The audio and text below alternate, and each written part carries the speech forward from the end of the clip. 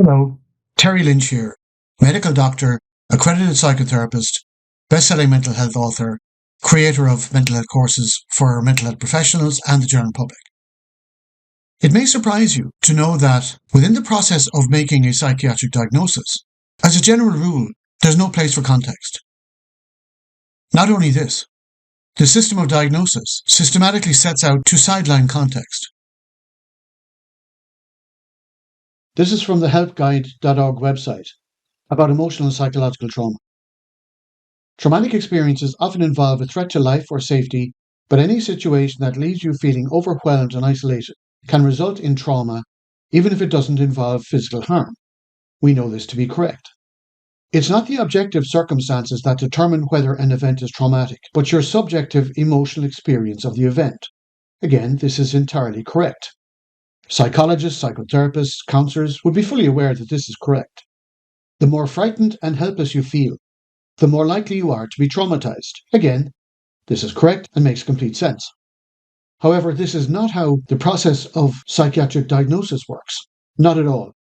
Let's take one example, personality disorders.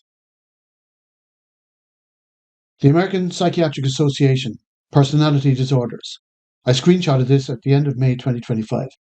To be classified as a personality disorder, one's way of thinking, feeling, and behaving deviates from the expectations of the culture, causing distress or problems functioning, and lasts over time.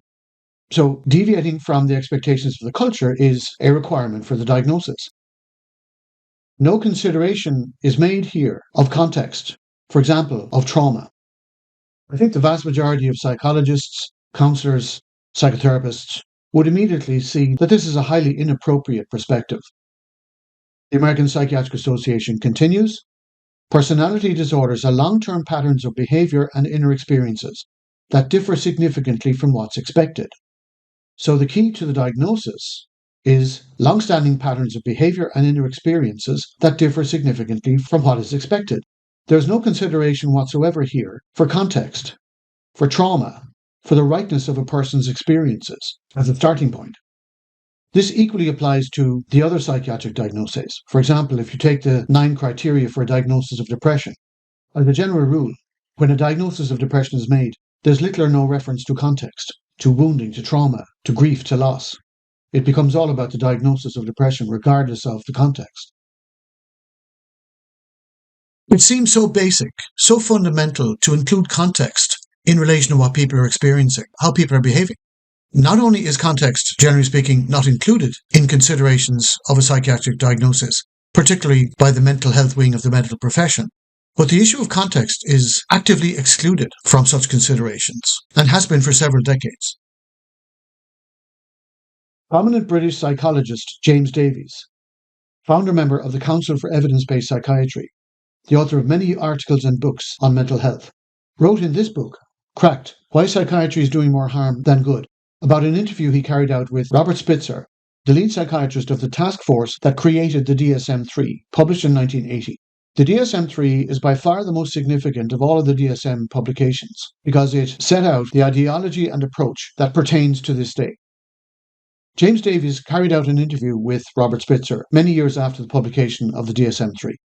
James Davies wrote in his book, commenting on his interview with Robert Spitzer, in other words, Spitzer's DSM only described the symptoms of each disorder, but never asked whether these so-called symptoms could, in some, I would say many circumstances, actually be normal human reactions to difficult life situations. It would seem to you and me so obvious that they would ask about the circumstances, but they never asked. Why? The answer to this question is in the next slide. An article published in the Financial Times, 2013, featuring Gary Greenberg, American psychotherapist, the author of many books and articles on mental health, including Manufacturing Depression, The Book of Woe about the DSM. Like James Davies, Gary Greenberg also interviewed Robert Spitzer. The Financial Times wrote about this interview that had been published elsewhere. The author of this article wrote, the 81-year-old Robert Spitzer, as he was when Gary Greenberg interviewed him, is in no doubt about why the DSM-III, over which he presided, had been such a hit. With startling honesty, he told Greenberg that it looked very scientific. It looked like they must know something. Let that sentence sit with you for a moment.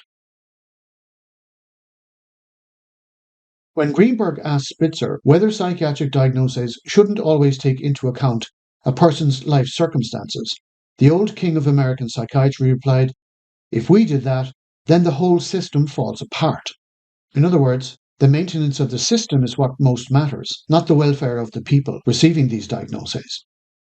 So not only was context not considered, it was systematically ignored and sidelined in order to protect and enhance the position of the system. So it has been acknowledged by global leaders of psychiatry, as we've seen, that context is airbrushed out of the process of making a psychiatric diagnosis as a general rule. But not only is context airbrushed out, it is done so systematically, purposefully, to protect, to augment, to enhance the medically dominated process of psychiatric diagnosis. If you are a psychologist, psychotherapist, counsellor, and you'd like to increase your understanding of the psychiatric diagnoses, because unfortunately, because the psychiatric diagnoses have been wrongly consigned largely to the medical profession, many psychology, psychotherapy and counselling courses do not cover the psychiatric diagnoses from a psychological perspective, anything like they should be covered.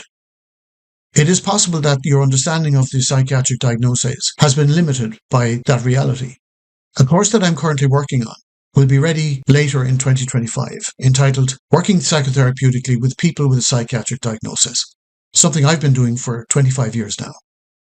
An article I've written on the same topic will be published in the July 2025 edition of the British Association of Counselling and Psychotherapy's journal, Healthcare, Counselling and Psychotherapy Journal.